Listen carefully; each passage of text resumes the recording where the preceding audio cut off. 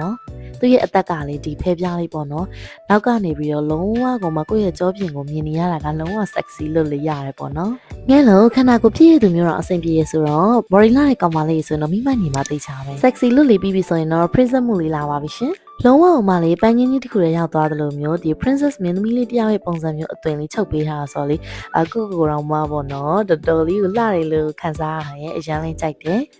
ဒီလိုမျိုးအထက်ကလေးနဲ့ချုပ်ပေးထားတာတအားလာတယ်ဒီလားအသားလေးကလည်းလုံးဝပြောစရာမလိုဘူးချုပ်ရွချုပ်သားကတော့အခုပဲကြည့်လိုက်တော့ပေါ့နော်